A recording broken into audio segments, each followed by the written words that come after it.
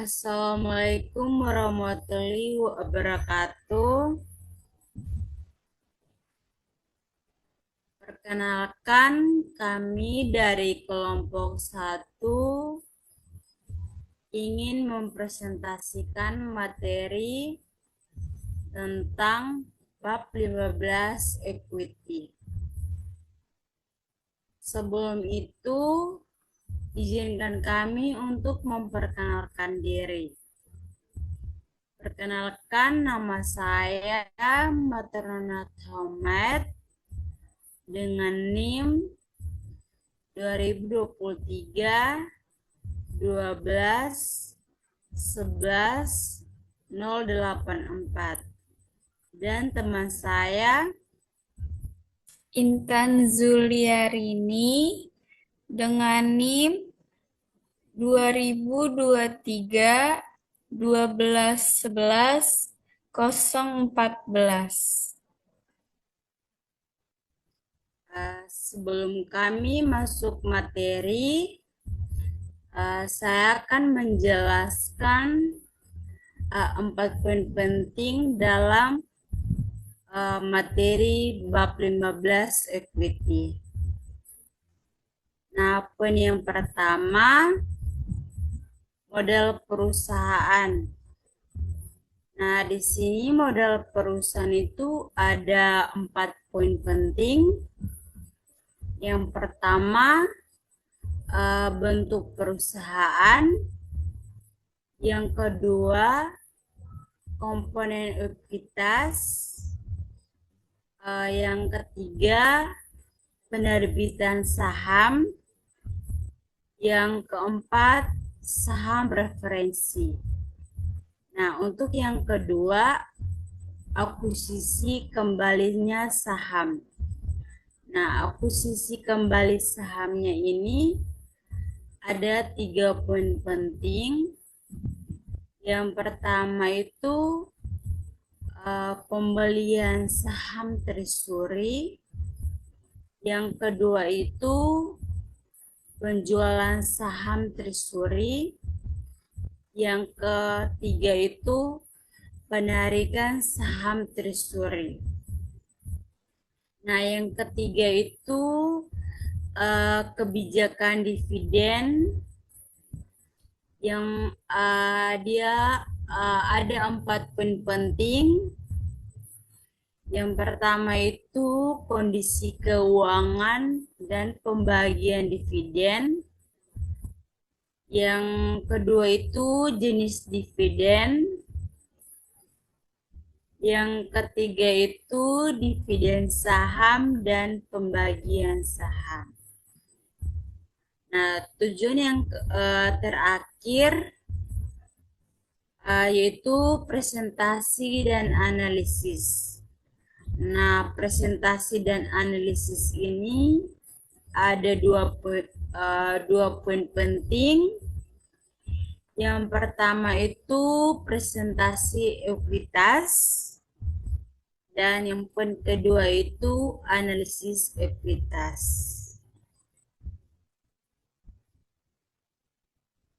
Nah, selanjutnya itu ada introduction yang dimana apa itu ekuitas. Nah, di sini ekuitas adalah nilai bersih atau kepemilikan yang dimiliki oleh pemilik atau pemegang saham suatu perusahaan, atau juga ekuitas dapat diartikan sebagai modal atau kekayaan bersih perusahaan. Di sini juga ada rumus equity yang dapat dihitung sebagai berikut. Yang pertama yaitu equity sama dengan aset kurang liabilitas.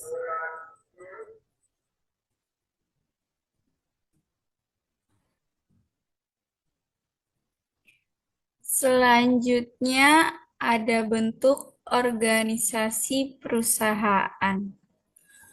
Ada 3 bentuk karakteristik khusus utama kemitraan milik perusahaan, yaitu berdasarkan 1. Pengaruh peraturan pemerintah, 2. Penggunaan modal saham atau sistem saham, 3. Pengembangan berbagai bentuk kepemilikan. Yang pertama, kemitraan berdasarkan peraturan pemerintah, yaitu bentuk kemitraan antara pemerintah dan perusahaan swasta untuk menyediakan layanan atau proyek publik. Keuntungannya, pemerintah dapat menghemat anggaran dan berbagai resiko dengan pihak swasta. Selanjutnya, kemitraan berdasarkan penggunaan modal atau sistem saham. Contohnya, kemitraan berbasis saham atau equity partnership yang memiliki karakteristik di mana setiap mitra memiliki kepemilikan saham berdasarkan perusahaan berdasarkan investasi modalnya. Selanjutnya, biasanya diterapkan dalam joint venture atau usaha patungan atau perusahaan dengan kepemilikan ganda. Yang ketiga, ada pembagian keuntungan dengan tanggung jawab didasarkan pada persentase kepemilikan saham masing-masing mitra. Keuntungannya dapat memudahkan penggalangan modal dari beberapa pihak dan dapat mendorong transparansi karena pencatatan kepemilikan yang jelas. Contohnya, perusahaan patungan antara perusahaan lokal dan asing. Misalnya, Grab dengan SoftBank. Yang selanjutnya, kemitraan berdasarkan pengembangan berbagai bentuk kepemilikan. Contohnya, kemitraan multi-entitas atau hybrid ownership partnership. Karakteristiknya, yang pertama, kombinasi dari berbagai jenis kepemilikan seperti perorangan, koperasi, perusahaan swasta, atau BUMN. Tujuan utamanya untuk mengoptimalkan kekuatan masing-masing jenis kepemilikan untuk meningkatkan efisiensi dan keberlanjutan bisnis. Yang ketiga, memungkinkan perusahaan untuk berkembang dan fleksibilitas kepemilikan yang lebih luas. Keuntungannya, menyediakan sumber daya yang lebih beragam, baik modal, keahlian, maupun jaringan pasar. Contohnya, ada BUMN, koperasi, swasta. Next.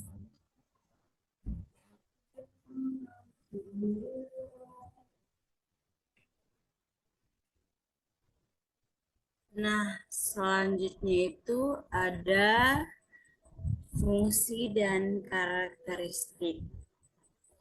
Di sini equity memiliki fungsi sebagai berikut. Nah, fungsinya itu sumber pembiayaan operasional perusahaan, sumber pembiayaan pengembangan bisnis, sumber pembiayaan ekspansi perusahaan, sumber pembiayaan akuisisi bisnis lain, keuntungan bagi investor dari kenaikan harga saham dan dividen. Nah, karakteristiknya itu seperti ekuitas merupakan selisih antara aktiva dan pasiva. Yang kedua itu ekuitas bisa positif atau negatif. Yang ketiga itu ekuitas berasal dari investasi pemilik dan hasil usaha perusahaan. Nah, yang keempat itu ekuitas bisa mengalami pengurangan akibat penarikan kembali, penyertaan pemilik, pembagian keuntungan, dan kerugian. Nah, untuk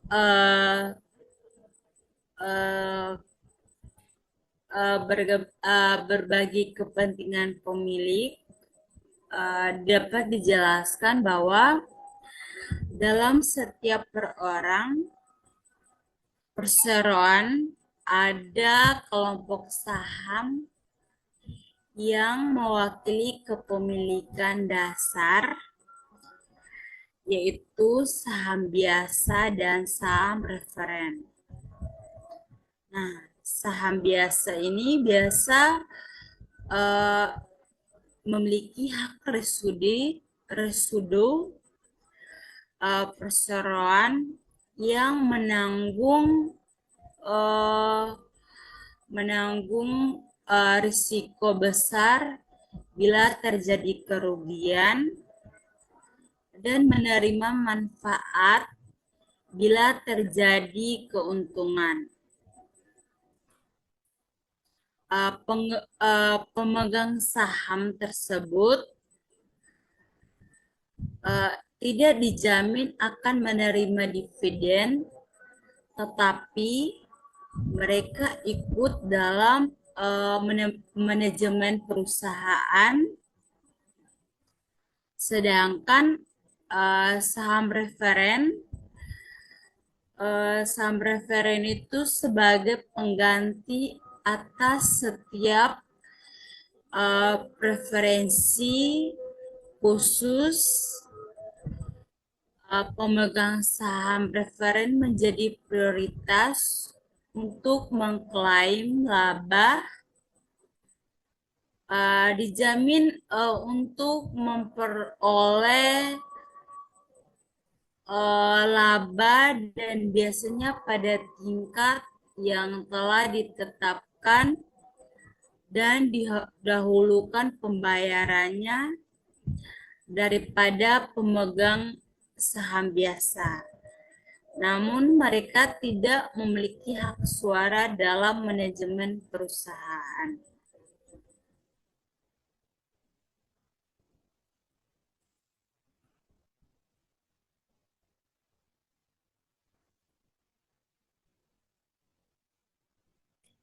Selanjutnya ada sistem saham. Sistem saham merujuk kepada mekanisme yang mengurus pembelian, penjualan, dan pemilikan saham dalam pasar keuangan. Ada dua jenis saham yang jamak dipasarkan, yaitu saham biasa atau common stock dan saham preferen atau preferred stock.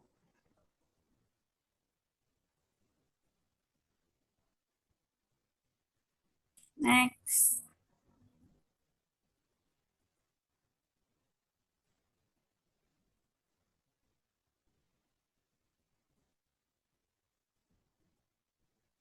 Nah, di sini ada preference stock atau saham preferen.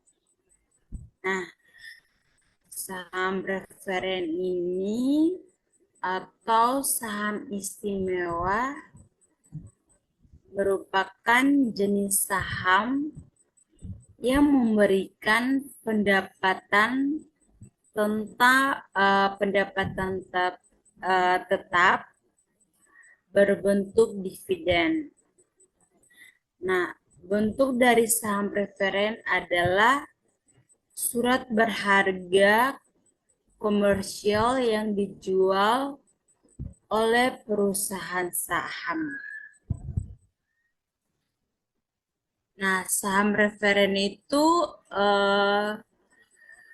yang paling sering dilakukan dengan penerbitan saham preferen sebagai berikut, yaitu preferensi untuk dividen, preferensi untuk aset jika terjadi likuidasi, terus dapat dikonversi menjadi saham biasa, dan juga dapat ditarik kembali pada opsi dari perusahaan. Dan ada juga tidak memiliki hak suara. Nah, perusahaan biasanya menerbitkan saham preferen dengan nilai pari dari preference dividen dinyatakan sebagai presentase dari nilai pari. Nah, perusahaan sering menerbitkan saham preferen karena tingginya rasio utang terhadap ekuitas. Nah, fitur saham preferen itu yang pertama itu saham preferen kumulatif. Nah, saham preferen kumulatif itu jika perusahaan gagal membayar dividen dalam setiap tahunnya, maka perusahaan harus menyelesaikannya pada tahun berikutnya membayar dividen kepada pemegang saham biasa.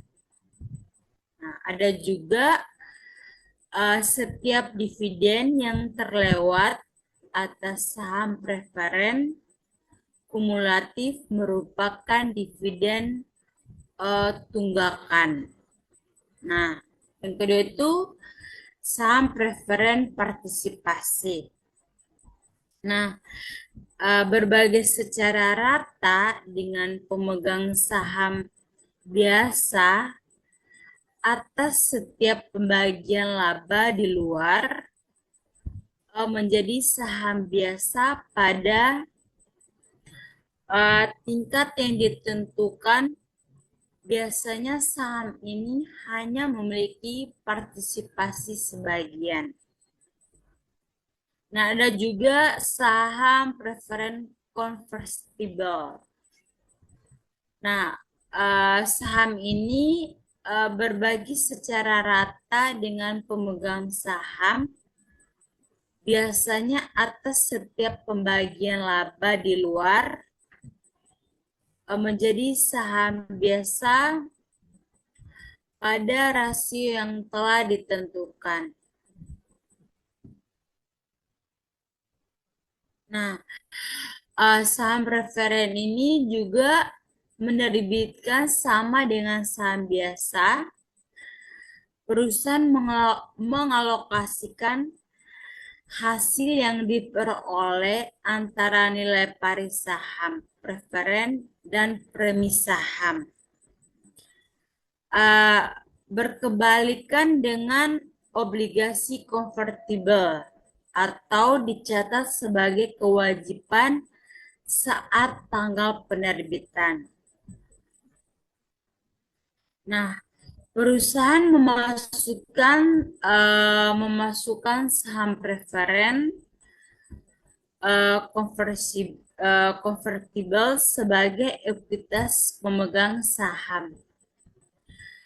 Ketiga menerbitkan saham preferen konvertibel, perusahaan tidak mengakui keuntungan atau kerugian ketika berurusan dengan pemegang saham dalam kapasitas mereka sebagai pemilik perusahaan. Namun, perusahaan memakai metode nilai buku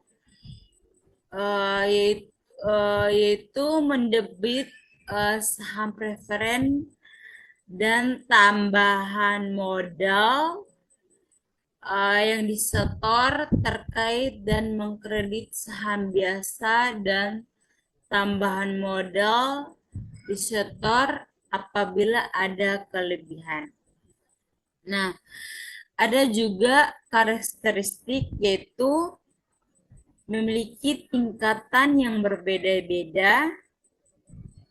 Ada juga pemegang saham preferen didahulukan dalam pembagian dividen.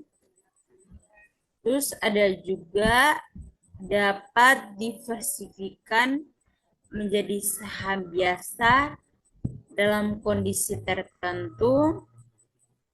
Terus ada juga mempunyai hak untuk pembayaran terlebih dahulu atas dividen yang sempat ditanggungkan perusahaan.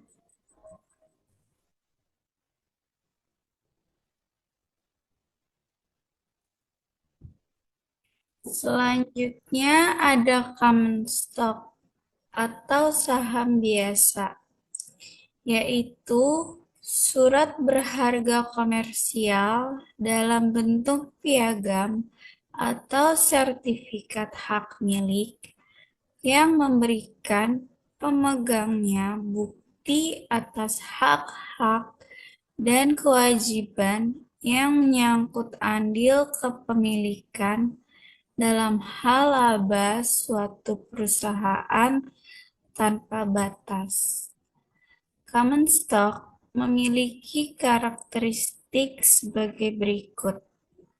Saham biasa berhak mendapatkan dividen jika perusahaan tanggung jawab terbatas. Pemilik saham biasa memiliki tanggung jawab terbatas terhadap hak klaim atas aset perusahaan. Pemilik saham biasa berhak menuntut bangkrut.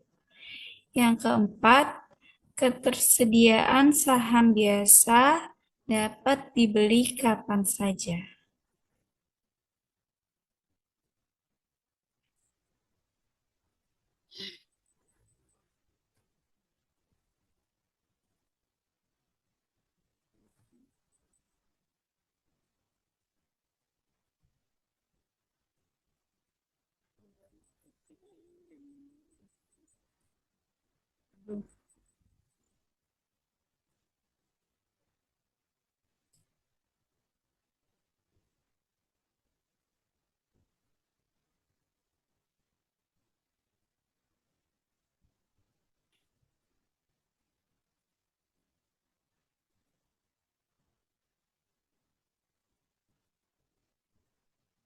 Kayaknya kelewatan satu slide.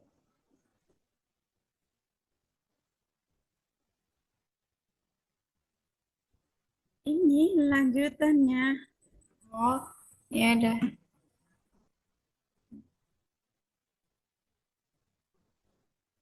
Lanjut aja, nggak apa-apa. Aku.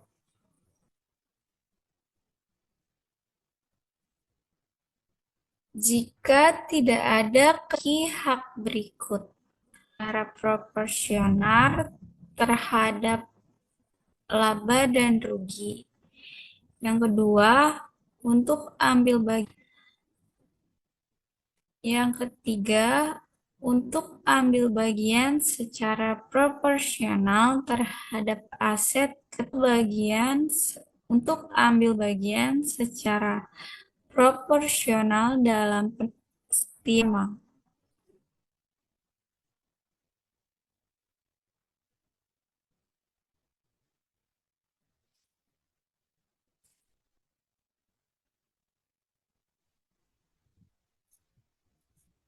Nah, di sini ada prosedur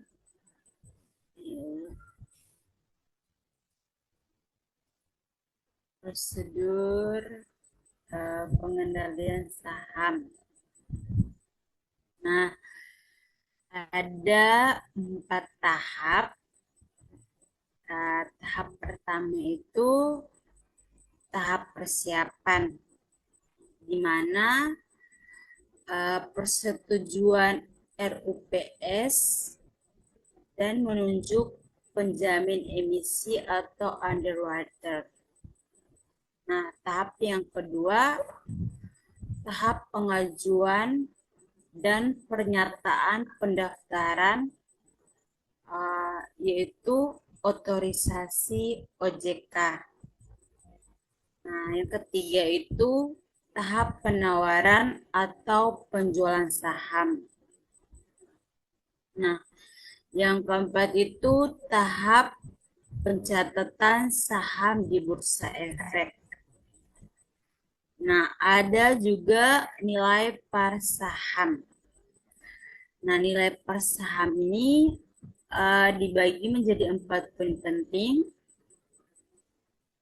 Yang pertama, nilai per saham tidak ada hubungannya dengan nilai wajar. Yang kedua itu nilai penerbitan saham dengan nilai per saham yang rendah membantu perusahaan menghindari kewajiban kontingensi ketiga saham di bawah par. Nah, yang ketiga itu saham preferen atau saham biasa, yaitu merefleksikan nilai par atas saham yang diterbitkan. Nah, yang keempat itu agio saham, di mana nilai lebih atas nilai par yang dibayarkan oleh pemegang saham. Nah, ada juga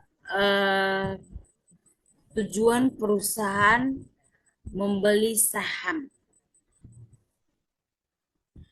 Nah, itu ada 5 poin penting.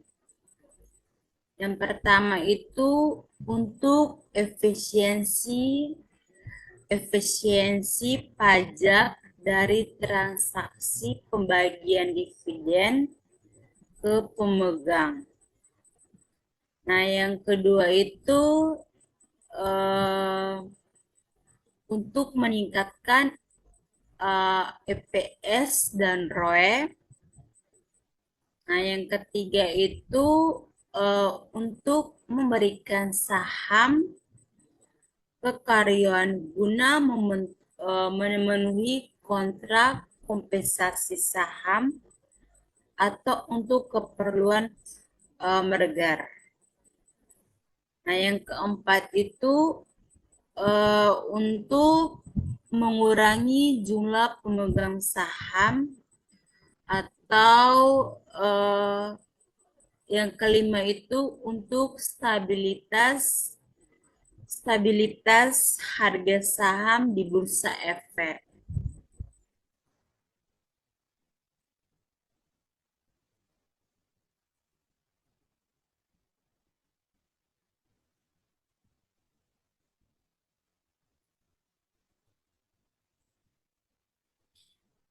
Selanjutnya ada treasury stock.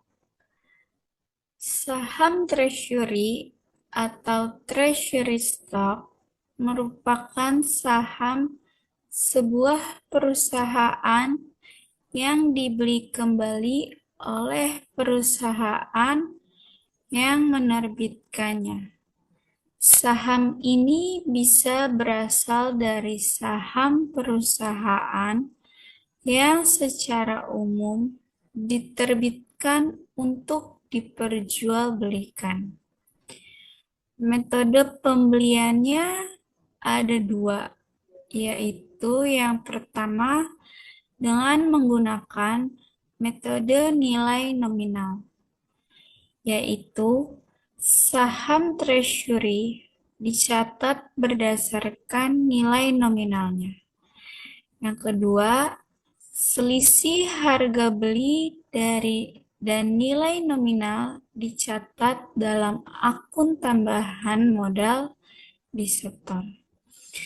Yang kedua, ada metode biaya, yaitu lebih rinci dalam laporan keuangan dan tetap mengurangi total ekuitas perusahaan.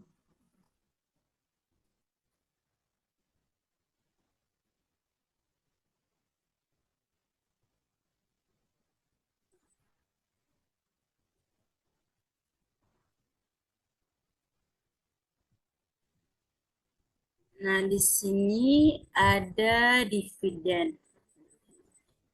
Nah, dividen adalah pembagian laba perusahaan kepada pemegang saham berdasarkan banyaknya jumlah saham yang dimiliki.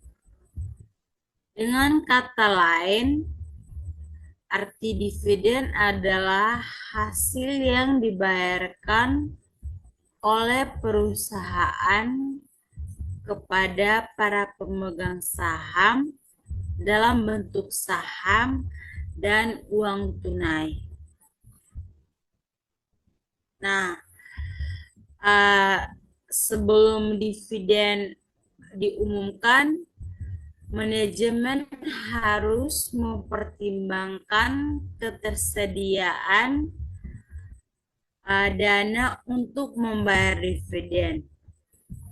Suatu dividen sebaiknya tidak dibayarkan kecuali baik posisi keuangan sekarang ataupun yang akan datang tampak menjamin pembagian dividen. Nah, adapun jenis-jenis dividen. Nah, yang pertama itu dividen tunai yang dimana dibayar dalam bentuk uang tunai. Nah, dividen tunai ini juga Dewan Direksi memberikan suara saat pengumuman dividen tunai. Nah, pengumuman dividen tunai merupakan liabilitas dan karena pembayaran biasanya harus dilakukan dengan segera dan biasanya disebut sebagai liabilitas jangka pendek. Nah, perusahaan juga tidak mengumumkan atau membayar dividen tunai atas saham treasury. Nah, yang kedua itu dividen saham.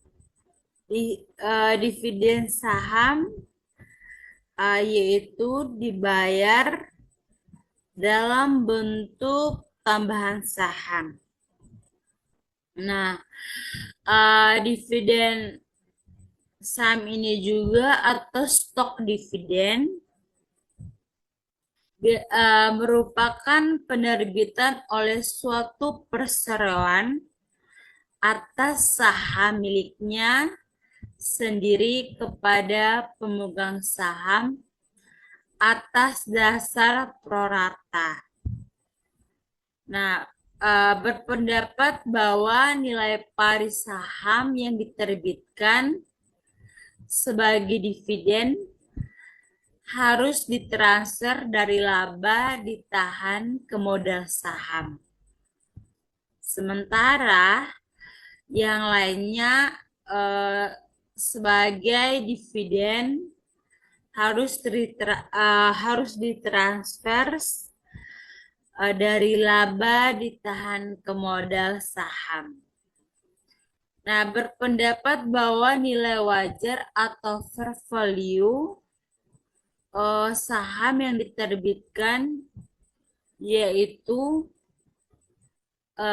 nilai pasarnya yang tanggal pengumuman harus ditransfer dari laba ditahan ke modal saham dan tambahan modal disetor.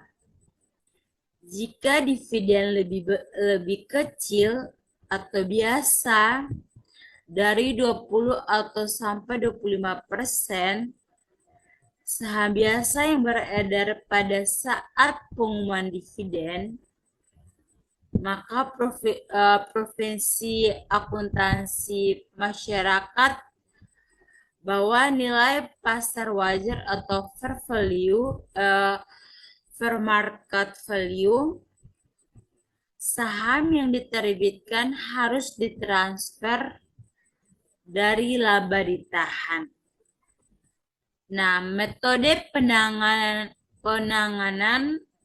dividen saham seperti ini dipertimbangkan atas dasar bahwa banyak penerimaan dividen saham memandangnya sebagai pembagian laba perusahaan dan biasanya dalam jumlah yang ekuivalen dengan nilai wajar saham tambahan yang diterima.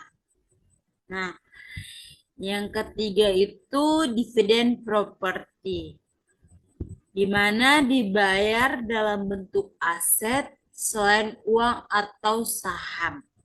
Nah, dividen saham ini dividen properti atau properti dividen atau biasa disebut juga dividen dalam bentuk barang. Nah, dividen properti ini dapat menyiratkan bahwa dividen ini merupakan pengembalian dari investasi pemegang saham dan bukan dari laba.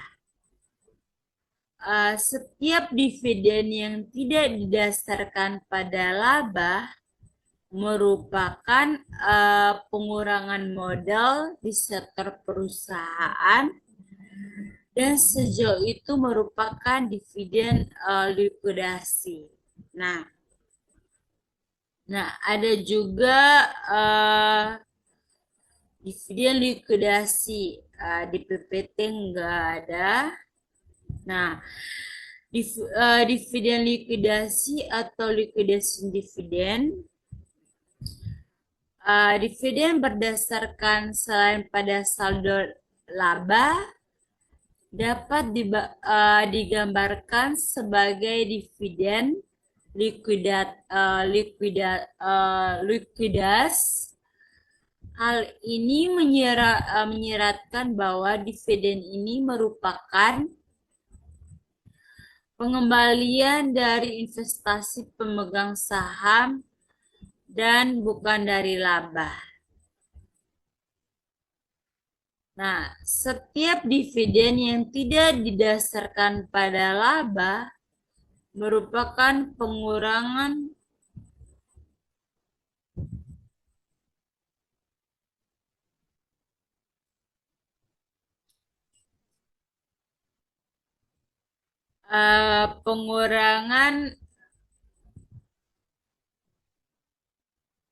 pengurangan modal di sektor perusahaan dari sejauh itu merupakan dividen eh, likuidasi. Nah, eh, dividen properti atau biasa disebut juga dividen dalam bentuk barang, dividen properti ini dapat berupa barang dagang, real estate, atau investasi yang ditetapkan oleh Dewan Direksi. Nah, saat dividen properti diumumkan, maka perusahaan menyatakan kembali nilai wajar properti yang akan dibagikan dengan mengakui adanya keuntungan atau kerugian sebagai selisih nilai wajar dengan nilai buku pada tanggal pengumuman.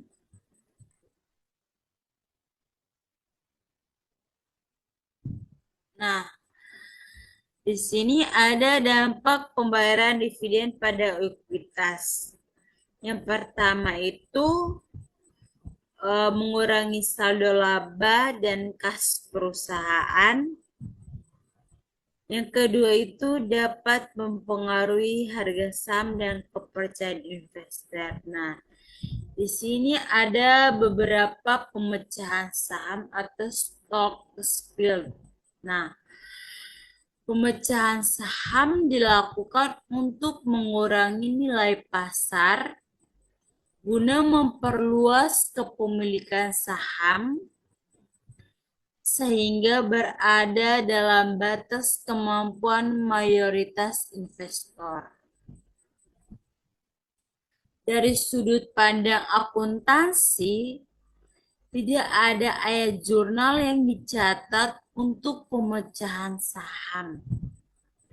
Namun, suatu catatan memorandum dibuat untuk menunjukkan bahwa nilai pari saham telah berubah dan jumlah saham telah bertambah.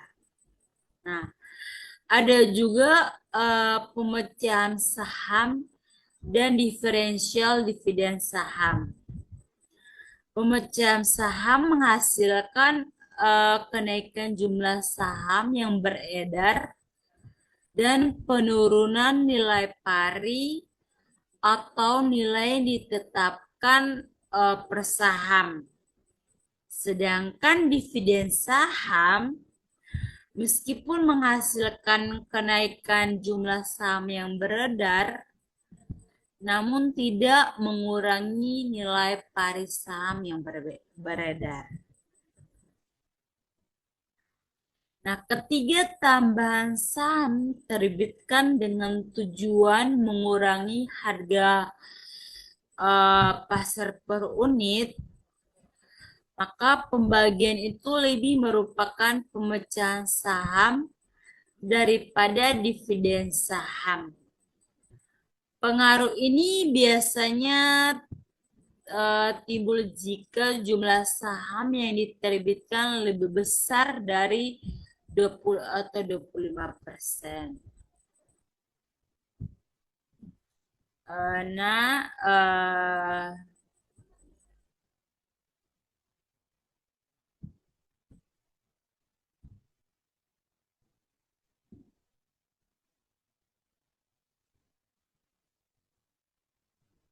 next.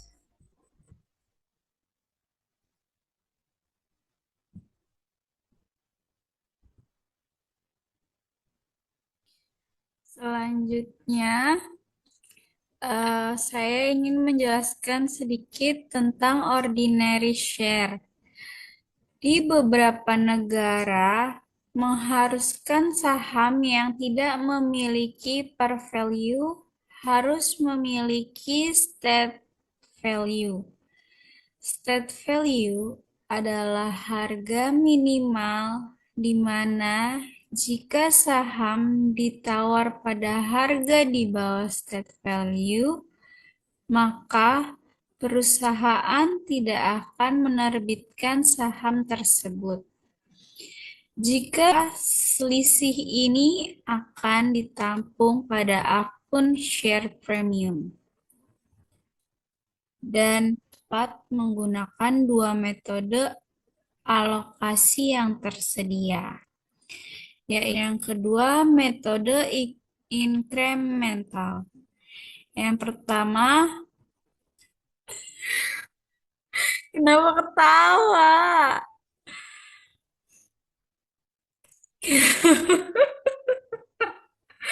Agak jelas, Suna. Itu metode yang digunakan jika fair value digunakan untuk menentukan nilai relatif untuk setiap kelompok sekuritas tersedia. Alokasikan antar kelompok sekuritas dapat dilakukan secara proporsional. Yang kedua, metode incremental, yaitu kelompok sekuritas tidak tersedia. Nilai pasar yang tersedia digunakan sebagai dasar untuk kelompok yang diketahui dan sekuritas yang neraca.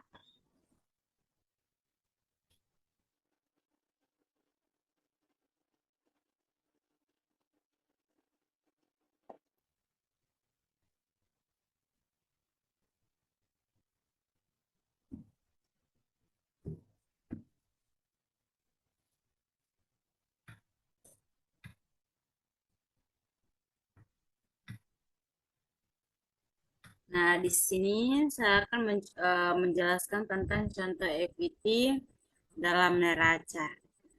Nah, yang tadi dijelaskan oleh teman saya Intan, di sini ada PT Masmur Jaya, laporan neraca keuangan pada bulan Desember tahun 2024. Nah, di sini ada dua aset dan kewajiban. Nah, aset lancar, kewajiban jangka pendek. Kasnya 50 juta, banknya itu 30 juta, piutang lainnya 20 juta, persediaannya itu 40 juta, biaya bayar di muka itu 15 juta. Nah, jumlah aset lancarnya itu 155 juta rupiah.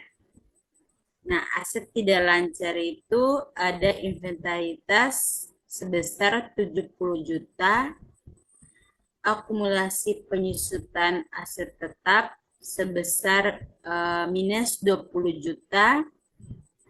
Nah, jumlah aset tidak lancar itu sebesar 50 juta. Nah, jumlah asetnya keseluruhan sebesar 205 juta. Nah, di sini ada utang usaha sebesar 20 juta untuk kewajiban. Sedangkan ekuitas ada beberapa. Yang pertama itu modalisator sebesar 150 juta, laba ditahan sebesar 35 juta, jumlah ekuitas itu sebesar 205 juta. Jumlah kewajiban sebesar 205 juta rupiah.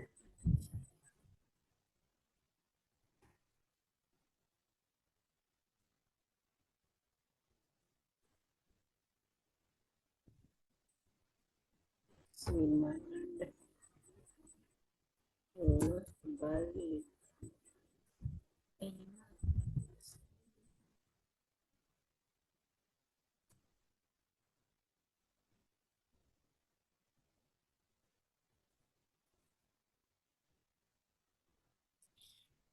Selanjutnya, ada pentingnya transparansi pengungkapan ekuitas dalam neraca. Yang pertama, investor dapat melihat struktur modal perusahaan sebelum berinvestasi. Yang kedua, melihat struktur modal perusahaan sebelum investor dapat melihat struktur modal perusahaan sebelum berinvestasi. Yang ketiga, ekuitas yang kuat menunjukkan stabilitas dan kepercayaan investor. Yang keempat, perusahaan dengan saldo laba besar dan saham treasury yang minim lebih menarik bagi investor. Yang kelima, memenuhi standar akuntansi dan regulasi.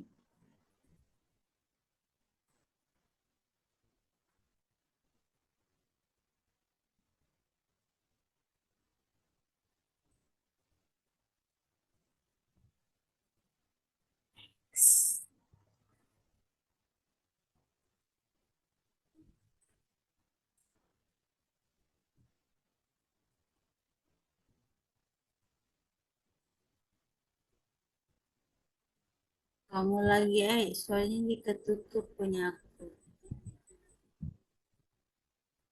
Jadi kesimpulannya, ekuitas adalah indikator utama kesehatan keuangan perusahaan.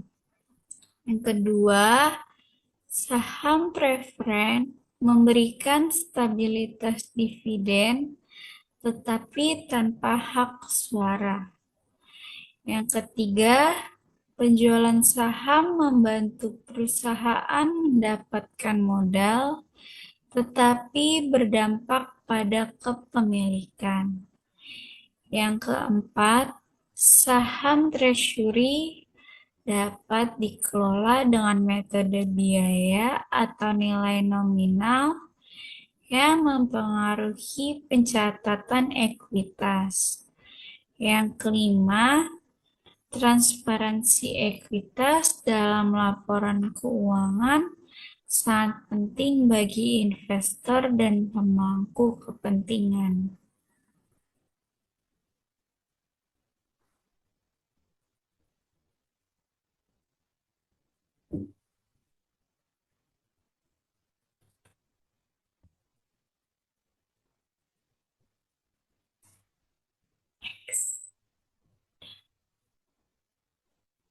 Udah, Dah, tapi ntar edit pas. thank you langsung. Nah, sekian presentasi Tuh, kami. thank you-nya Mohon mana? maaf apabila ah Slide thank you.